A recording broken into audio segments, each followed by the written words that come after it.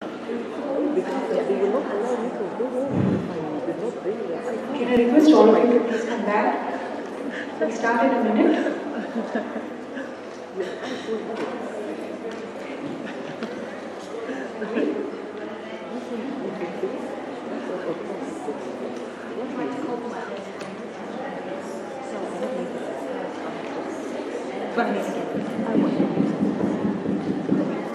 Good morning, everybody.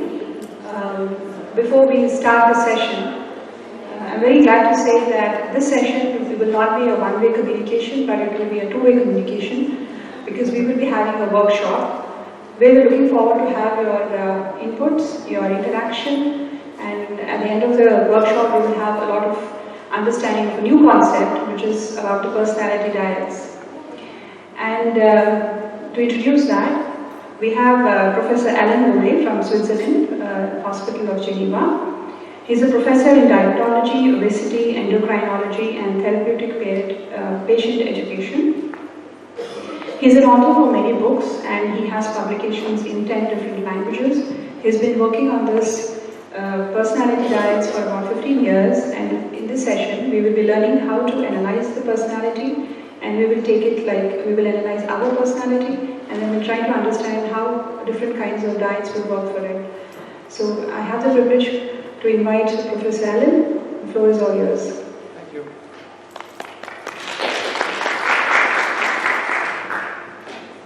Hello, everybody. It's a great honor for me to be with you. And it's a big task and big challenge for me, because we will work for 3 hours, 2 times 1 hour and a half. And my challenge and my goal is to introduce to you several tools to communicate better with our patients. And the first tool, I'd like to ask you to say hello to your neighbor. Just now. Hello, neighbor. Okay. And the most important is the first minute. When you meet somebody, you have only one chance to have a good relationship. This is from center. So I'd like to start again. You should say hello very nicely, to smile, and to shake the hands. 3 S techniques. So start again. To say hello to your friends, to your with a better way. Really? Now, this changed completely your life. If you start with the first minute, it's 80% success already. Okay? Because I don't know how many patients you have a day, but the last one, she came many times. She doesn't do anything. I said, hello. And this is not good at all. You have to shake the hand, to smile, and to be very nice, even with the last patient. Okay? Now,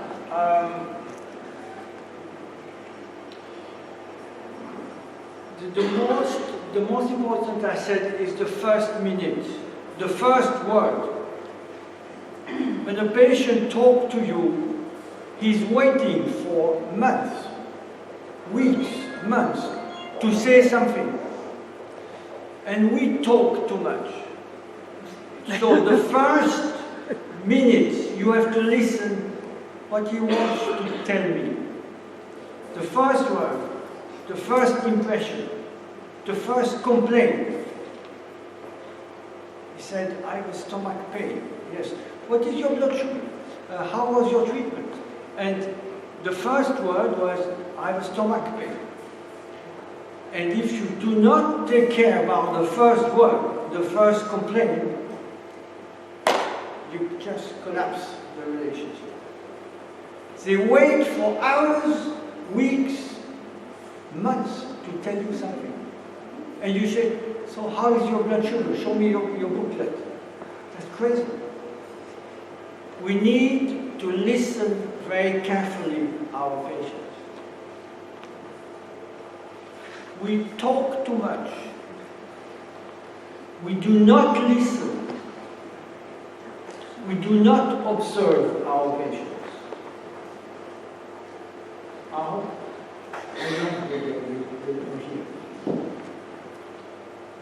do you understand what I mean? We do not listen very well. We do not observe our patients, and we talk too much. We have to hear, to listen, and 1 month to shut up. Okay? We did a research in my team. Every physician has to record the appointment, the session.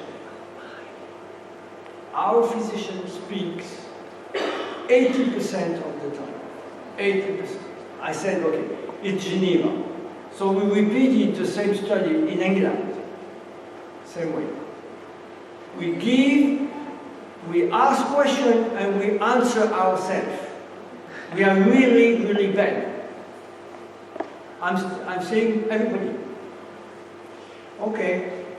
So the first things, you have to observe with your third eye.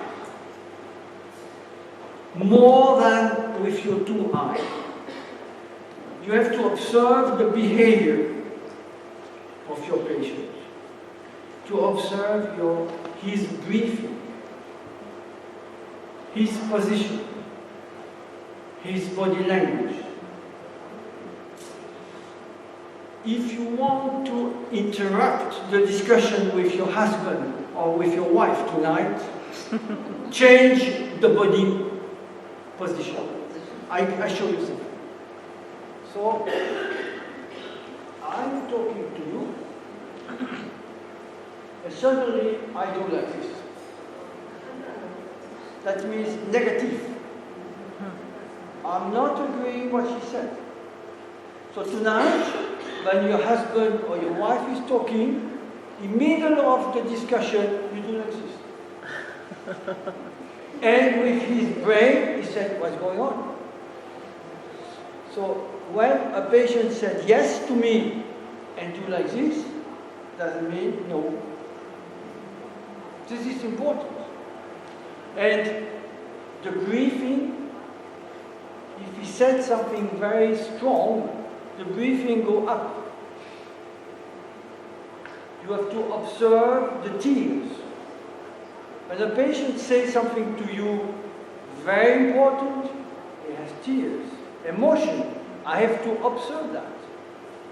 That means it's very, very, very important. And if I ask, what is your blood sugar? Stupid. When a patient says something with the breathing, you have to observe the eyes, you observe also the hands. You know, a patient talking like this, that doesn't mean for me he's nervous. He wants to tell me something. So the body language, I have to change sometimes.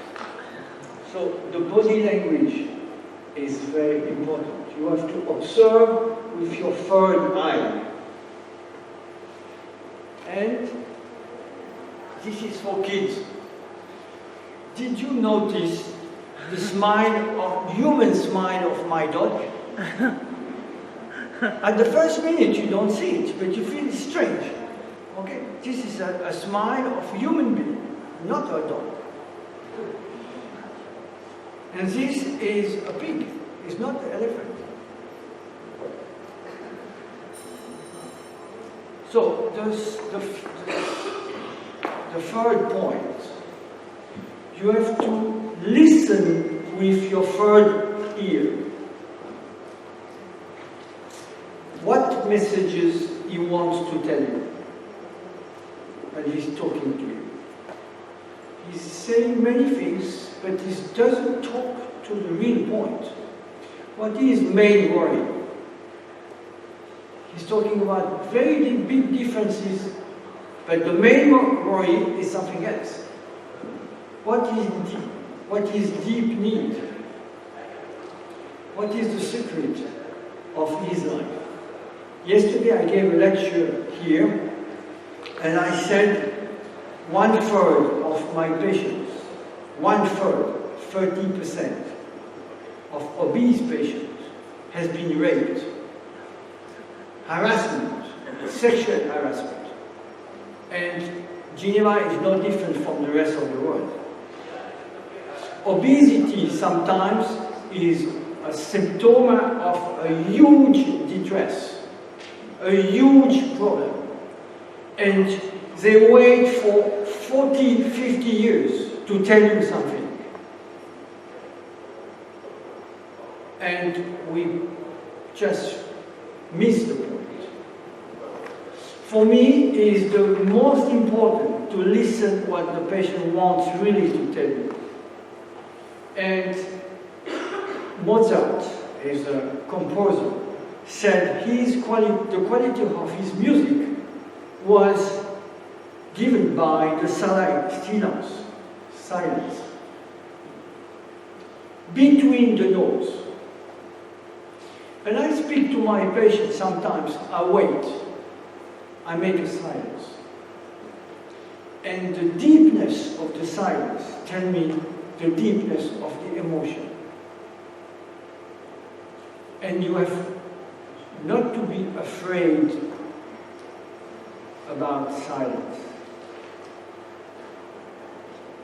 So what I propose for you, to have a big ear, to listen very, very carefully what the patient wants to tell you. Third eye, third ear, and 4 personalities. That's what we are going to work together. So I became very interested by communication because our patient doesn't follow what we say. This is unique, you know. That's the only job that 50% of our patients are following what we say. If you do a type of job like this, in bank, in police, to have 50% success, you'll be fired right away. And when I say 50%, it's all over, all type of chronic disease. But for diabetes, and especially for obesity, it's less than that. It's 20, 30% success, because they don't want to change. My task today is to improve the communication with our patients, depending of the personality of the patient. And when you have a communication, do you have a pointer here? No? Okay. That's fine, that's fine. Do you have one? Wow, I mean, you sponsor the session. Oh, thank you so much. Of course. Okay, great. Let me just. Yeah, we need. So the first thing, when I communicate, the first point is the action. If you do an action, I see it. If you refuse to do something, if you are happy, I can see right away. The emotion, I said, it's more difficult to understand. The emotion, that's why you need a third ear, third eyes. And we have different values on the bottom of that. We have different culture. Today, I hope I will be successful with you. I will be stressed because we have different culture. And we have very big fundamental interpersonal needs. And that's exactly what I want to do with you today. To know better your personality, you will know better your interpersonal needs. And everything I'm going to talk about is already described by Jung. He's a famous psychiatrist. It was a pupil of Freud. I think much smarter, but that's my own perception. Okay, so let's take an example. If I'm here and my patient is here, I have to observe the acts of my patient, and he will observe my act, my fact, my move, and that's how I can have some trust. I have trust if I have this, and I can see it. The rest, I don't see it. It's hidden. The emotion, my thoughts, and the emotion and the thoughts of my patient. The only way to understand is to have empathy. To understand the sufferance of my patients, I need empathy. And if you have different culture, I have different values. In order to communicate and to be together, I need to be flexible, and you need to be flexible with somebody with different culture. And to have to understand the fundamental needs of me and my patient, we have to share our qualities, our goals together. And that's the part I will discuss with you today. The interpersonal needs. It's really early in your life. You will learn today how, from the deepness, how you behave, how you function. For that, I ask you a favor. Do you want to know today who you are? Yeah? Okay. If you know you better, you will understand better the other one. So we will do some exercise today, but frankly, it's not a psychologist's test.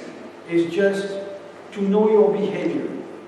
It's not bad behavior, not good behavior. It's not bad or good personalities. Here we are in normal patients. Okay? So don't be afraid.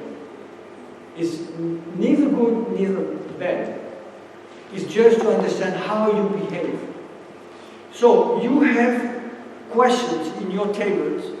You do by yourself. Don't show.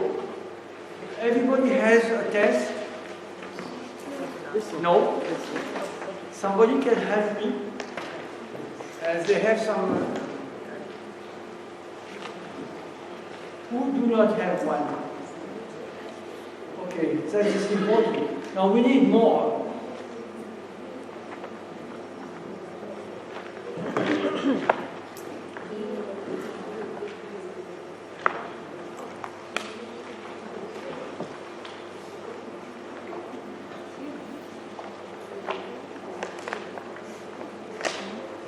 I'm very sorry, they took the copies.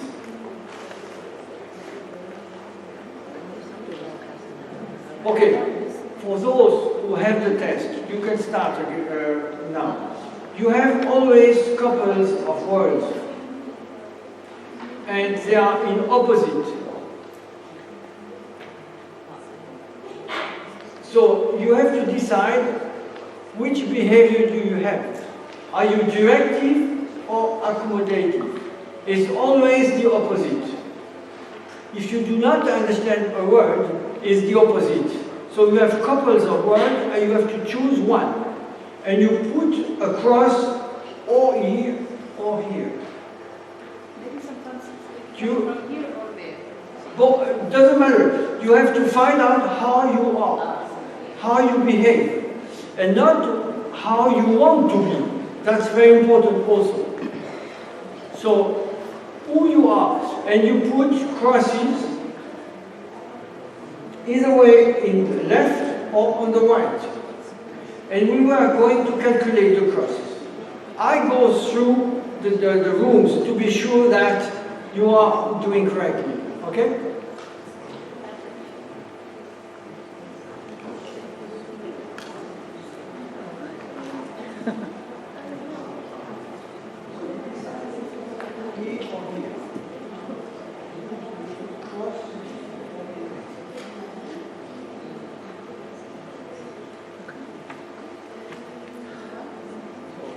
Cross here or here?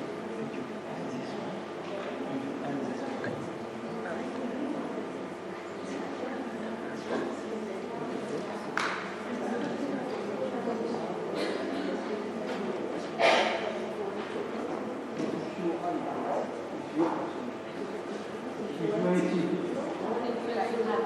Yeah.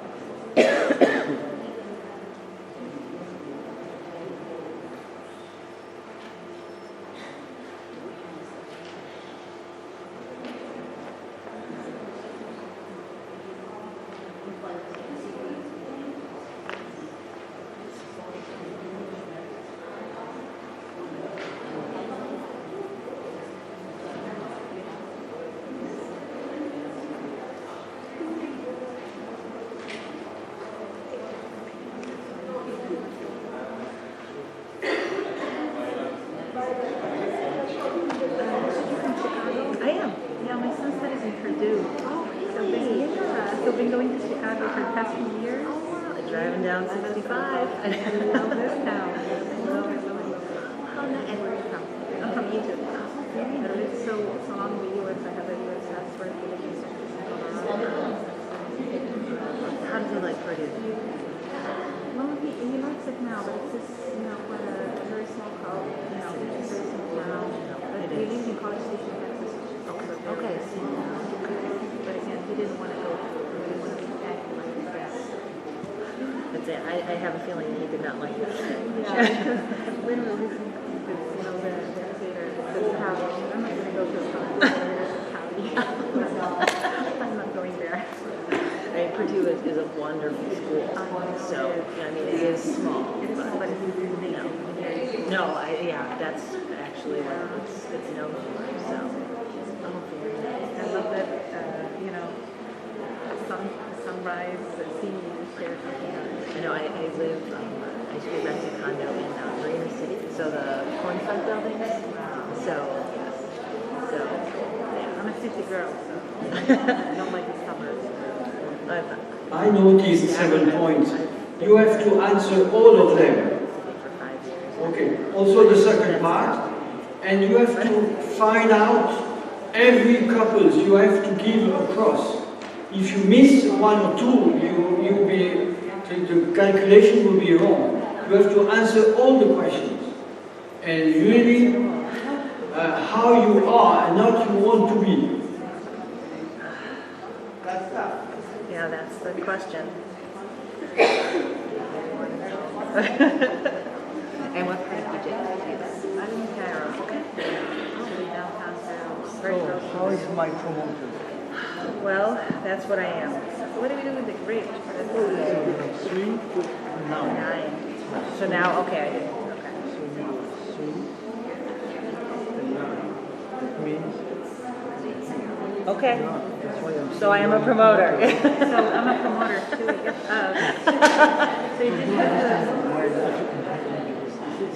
Sure. Okay. Sure. All right. That's easy enough. I can help you. promoters a good thing. Some of them do not answer all of them. So if you don't answer these 3, you are 0. Exactly. So you see, Okay. they have to answer all of them. Okay. I'll go help. Yeah, if you I'll want start to go going. around.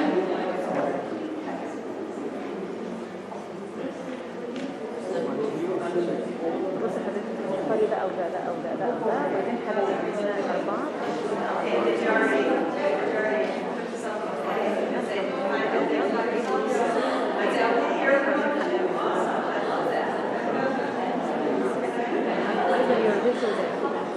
ده اللي حضرتك عايزه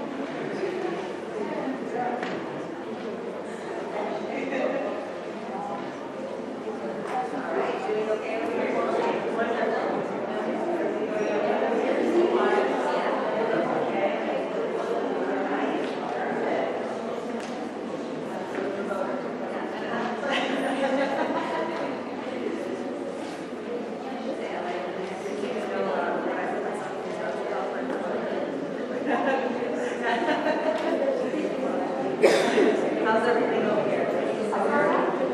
That's it. Did you pop yourself? So go ahead and pop yourself. So again, this one goes on this next.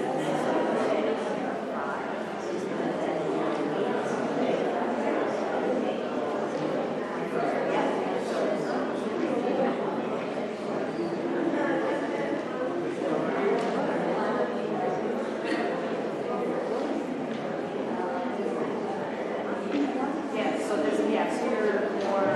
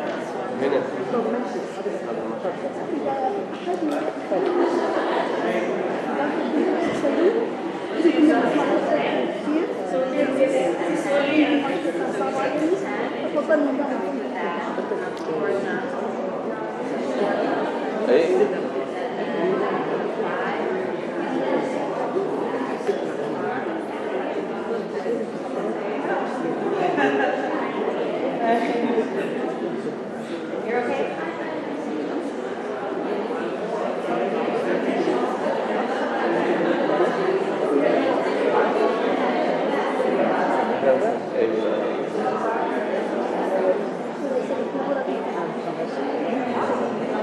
شكرا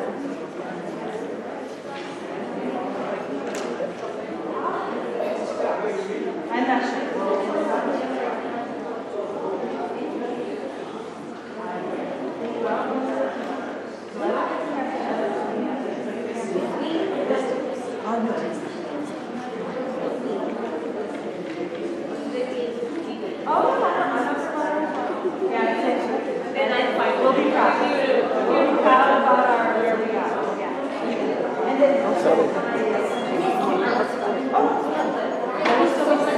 send you the. Yeah, this one. I'll put them in a PDF.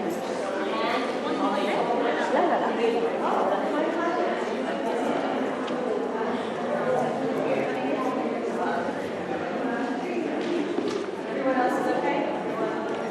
All right. Okay, so what we'll do.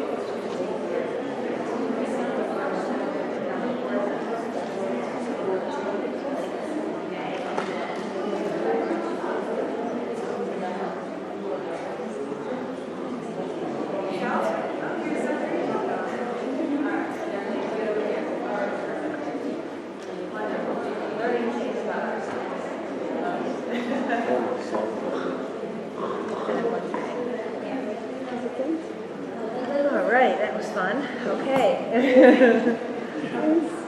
Well, learning something new about ourselves is always fun. Maybe discover something new. Yes, exactly. Where are you? Where are you?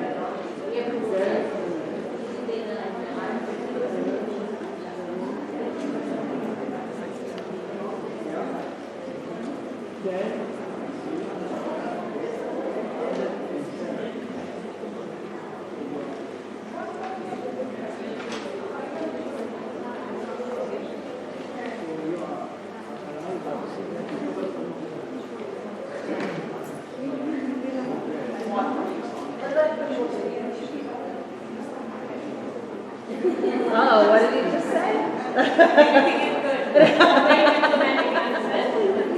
Now we have to understand Most people are finished. where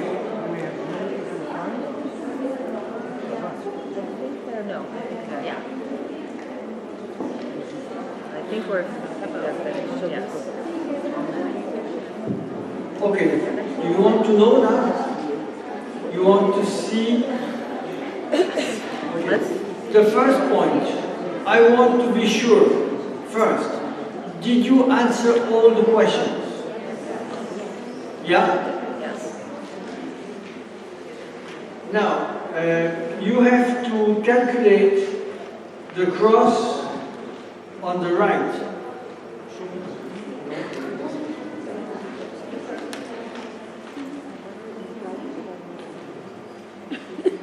Okay, and you put the number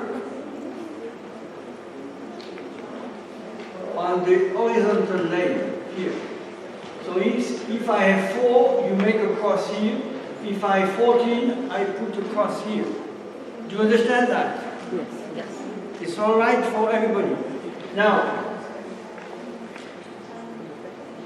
how can I go to the other side? Now, for the second part, you put crosses both sides. You calculate only the one on the left. Only. And this number, you put on the vertical line. So if I have 12 and 4, I'm a promoter. If I have 12 and 12, I'm here, I'm a facilitator. If I have 3 and 3, I'm a controller.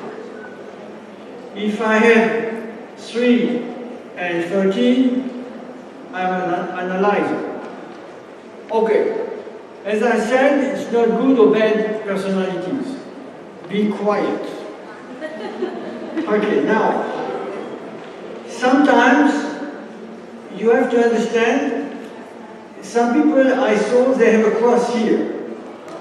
So they are facilitator, but sometimes they are promoter. Okay, so you have a primary personality and secondary personality. For instance, I take an example, I saw people here, they are controller, but they are also promoter. I saw people here, they are analyzer, but sometimes facilitator. Okay, Now, you cannot be a facilitator and a controller. They are opposite. And now you have to understand, if you are a promoter, you'll be in trouble with analyzer. Because they are your opposite. If you are a facilitator, you are sometimes in trouble with controllers. Because they are in opposite. Now I want to say, if you are a facilitator, you have to work today to understand better the controller and to work with them. They have strength, they have weakness. Their weakness are your strengths. Do you understand that? Now, it's also something very interesting. I saw people almost on the corner.